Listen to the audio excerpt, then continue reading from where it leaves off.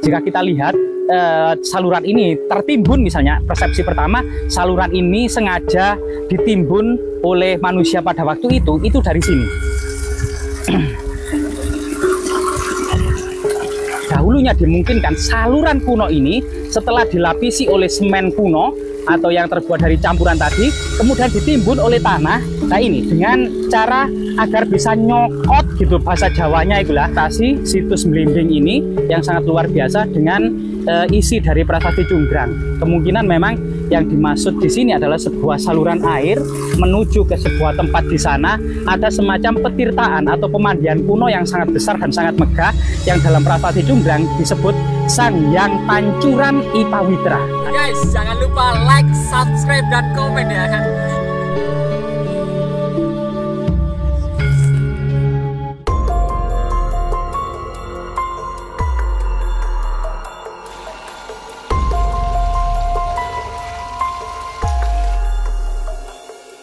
Misteri peradaban Jawa di abad ke-10 Masehi. Jadi ada sebuah perpindahan pusat pemerintahan dari Mataram kuno Jawa Tengah menuju Mataram kuno Jawa Timur. Sekitar tahun 1928 itu masih dalam prasasti Sangguran yang ada di Kota Batu itu masih menyebut Sri Maharaja Rakai Pangkaja Diawawa diiringi oleh Mapatehinu Empu Sindok. Jadi tahun 928 ini kekuasaan masih dipegang oleh Diawawa.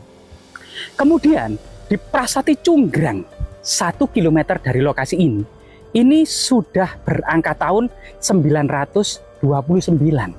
Sudah memuat informasi dikeluarkan oleh Sri Maharaja Rakehinu Empu Sindok.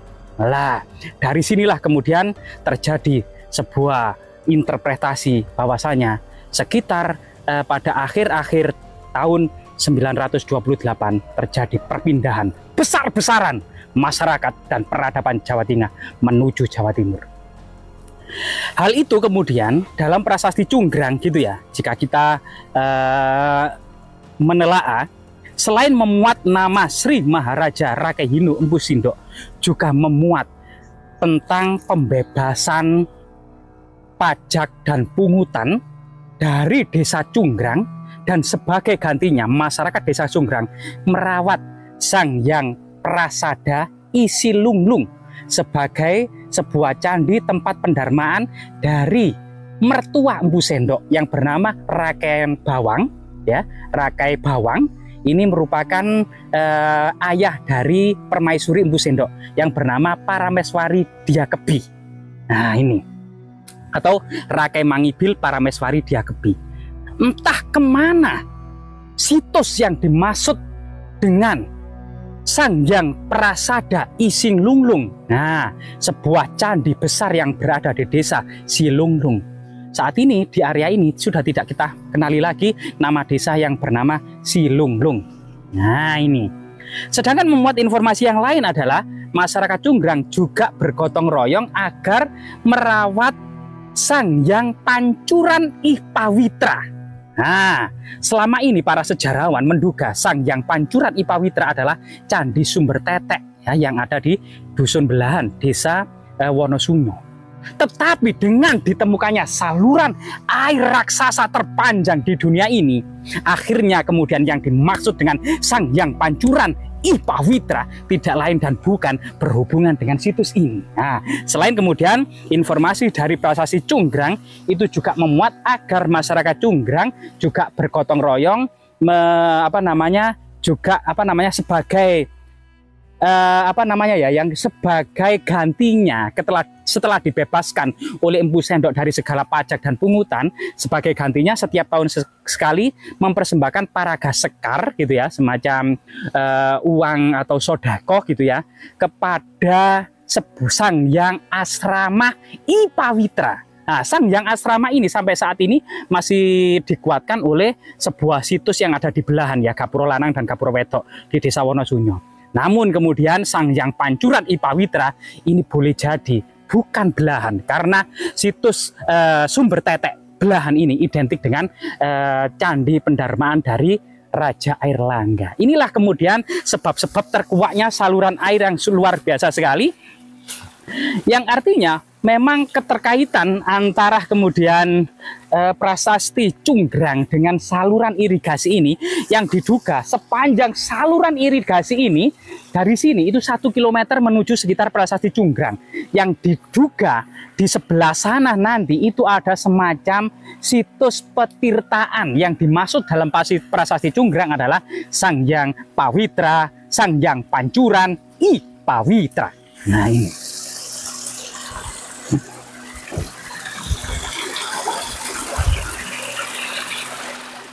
Jadi saluran ini terkuak ketika terjadi longsoran kecil yang ditemukan oleh orang-orang yang mencari bonsai. Ada semacam struktur batu bata yang masih kuat dan kokoh, memanjang jauh berkilo-kilo, bahkan diduga cerita tutur masyarakat desa ini itu sampai kemudian terhubung oleh situs-situs yang ada di belahan Wonosunyo, yaitu Sumber Tetek, situs Gapuro Lanang, situs Harwedok ya, sampai kemudian diduga ini terus memanjang sampai dekat dengan ditempatkannya prasasti Cunggrang. Prasasti Cunggrang dulu ditemukan di pekuburan, terkubur sekitar 2 meter, kemudian diangkat. Memang sebagian besar itu tulisannya itu tidak terbaca, namun angka tahun dan isinya serta kemudian peristiwa-peristiwa yang ada di prasasti Cunggrang ini berhasil diungkap semua.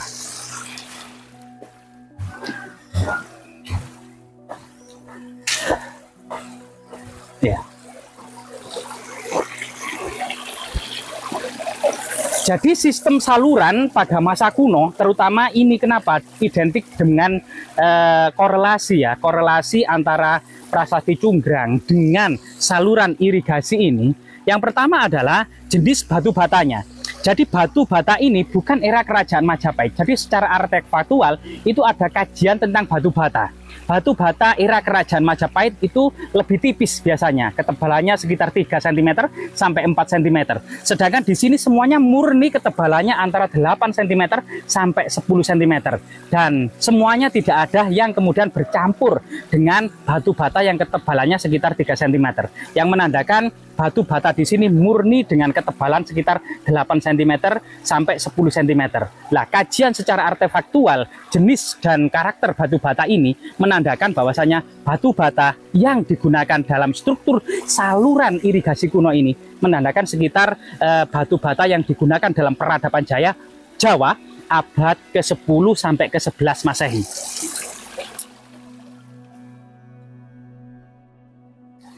Jadi batu batanya sangat besar dan kita tahu bahwasanya saluran ini cukup tebal. Jadi ke bawah ini ada semacam lapisan yang sangat tebal, sekitar ini dari lapisan dasar gitu ya. Kita tahu 1, 2, 3, 4, 5, 6, 7, 8. Ini ada 8 lapis gitu ya. Kemudian 8 lapis di sini, ini di tengahnya itu berongga sebagai sebuah saluran irigasi. Kemudian ditambah lagi, kemudian 8, 9, 10, 11, 12, 13, 14, 15, 16. Sekitar 16 lapis ya, yang semakin ke atas ini membentuk seperti segitiga. Jadi ini semakin segitiga menutup ke atas. Dan yang sangat luar biasa sekali, gitu ya. Dari segi yang lainnya gitu, ada beberapa hal yang sangat penting yang saat ini mungkin dibersihkan gitu ya. Ada semacam semen untuk menutupi lapisan bagian atas agar memang benar-benar rapat yang tidak bisa tertembus oleh air yang meresap ke dalamnya. Misalnya seperti ini ya. Sekarang mungkin dibersihkan oleh warga. Di sini dulu ada semacam lapisan-lapisan semen kuno yang diduga ini campuran pasir, batu bata yang dilembutkan ya, kemudian dengan batu lumpang kemungkinan ya, dan kelihatannya mungkin dicampur beras ketan atau telur ya, atau waktu itu yang paling banyak memang beras ketan karena beras memang identik dengan peradaban Jawa. Itu kemudian dibuat untuk melapisi bagian atas agar kemudian air hujan atau air yang meresap dalam tanah ini tidak mengotori saluran yang berasal dari sumber mata air ini.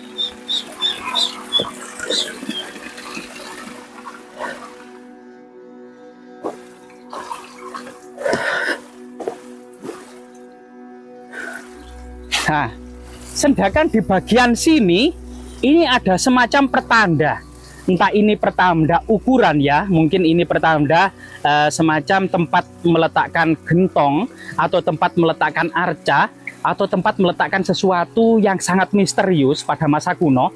Kemungkinan dengan tanda-tanda seperti ini adalah ukuran ya, ukuran dari panjang. Kemungkinan pada waktu itu berapa depa ya, ukuran panjang pada waktu itu ya, berapa gala gitu ya, sehingga setiap depa sekian gala ini ada pertanda. Nah, ada tanda-tanda yang memuat simbol-simbol, kemungkinan ini adalah simbol-simbol magis ya, kemungkinan arca atau kemungkinan sejenisnya gitu.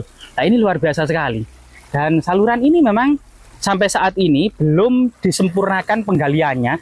Jadi penggalian secara komprehensif atau secara profesional oleh Balai Pelestarian Kebudayaan beberapa waktu lalu memang hanya sebagian saja, yaitu sekitar 100 meter persegi. Diduga saluran ini berkilo-kilo ya, jika kita melihat lokasi Prasasti Cunggrang dengan lokasi Sumber Tetek misalnya, ini sekitar 5 km. Dan saluran modern pada abad ke-10 yang panjang sekitar lebih dari 5 km. Ini sesuatu yang sangat luar biasa sekali. Salah satu tinggalan Empu Sindok ketika beberapa bulan saja menginjakkan kaki di Jawa Timur untuk membangun peradaban yang besar di Jawa Timur. Terutama dari hasil ini kemungkinan ada semacam pancuran suci ya, yang dimaksud dalam Prasasti Cunggrang, yaitu Sang Hyang Pancuran I Pawitra.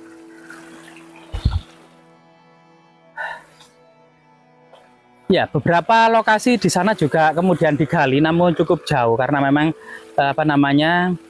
nanti bisa kita lanjutkan ke sana ya dalam sesi-sesi berikutnya. Artinya memang dari segi arsitektur penggunaan batu bata memang lebih cepat ya daripada batu andesit, karena batu bata dibuat dari tanah yang dengan air dicampur, kemudian dibakar, dibuat kotak, dijemur, dibakar, kemudian jadi. Artinya jika ini dikerjakan secara bersama-sama dengan banyak orang dan dibakar dalam waktu yang bersama, menghasilkan kemudian batu bata kualitas baik dan dengan produksi yang sangat besar, dimungkinkan dengan dalam waktu yang sangat cepat. Kemungkinan di sisi yang lain, saluran ini juga diduga memang dilapisi oleh lapisan semen yang dari strukturnya kita bisa lihat kemungkinan memang dari batu bata itu kemudian dilembutkan, kemudian dicampur dengan kapur, kemudian ada beberapa perekat. Kemungkinan itu beras ketan sebagaimana beberapa sumber tradisi ya. Nah, ini yang sampai kepada kita. Nah, ini. Di sisi yang lain, apakah saluran ini pada masa lalu itu tertutup oleh tanah gitu ya untuk melindungi saluran? Bisa jadi. Atau dari segi strukturnya ini akan kita bisa lihat bahwasanya memang saluran ini dipendam, sengaja dipendam, meskipun itu ada semacam jauh di bawah tanah itu. Jika kita lihat saluran ini tertimbun, misalnya persepsi pertama saluran ini sengaja ditimbun oleh manusia pada waktu itu dari sini.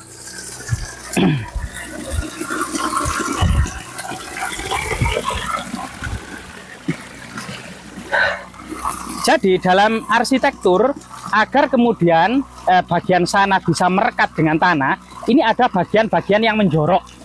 Ada bagian-bagian menjorok ini ternyata tidak begitu simetris, dan ada beberapa yang menggunakan fragmen batu bata. Artinya bukan nilai estetik atau nilai keindahan, tetapi nilai kekuatan agar ini bisa menyengkram tanah urukan yang ada di sini. Artinya dahulunya dimungkinkan saluran kuno ini setelah dilapisi oleh semen kuno atau yang terbuat dari campuran tadi, kemudian ditimbun oleh tanah. Nah, ini dengan cara agar bisa nyokot gitu, bahasa Jawanya itulah, bisa nyokot timbunan tanah yang ada di sini seperti itu. Itu jelas sekali. Ini bukan seperti ini ya, tonjolan-tonjolan seperti ini kemungkinan bukan nilai estetis lah, seperti ini, tonjolan-tonjolan seperti ini, karena beberapa tonjolan ini tidak memiliki makna yang sangat estetik, tetapi memiliki makna kekuatan sebuah struktur agar kemudian bisa menyokot atau menggabungkan ya tanah urukan agar menempel kuat di struktur ini ya. Nah, ini luar biasa sekali ya. Jadi mungkin sedikit saja dari pengetahuan tentang interpretasi situs Mlimbing ini yang sangat luar biasa dengan isi dari Prasasti Cunggrang. Kemungkinan memang yang dimaksud di sini adalah sebuah saluran air menuju ke sebuah tempat di sana. Ada semacam petirtaan atau pemandian kuno yang sangat besar dan sangat megah yang dalam Prasasti Cunggrang disebut Sanghyang Pancuran Ipawitra. Nah ini, jadi inilah salah satu kemudian persepsi sejarawan yang menepis bahwasanya yang dimaksud dengan Sanghyang Pancuran Ipawitra yang awalnya adalah situs sumber tetek, itu kemungkinan ada di akhir atau di ujung saluran ini. Semoga bermanfaat.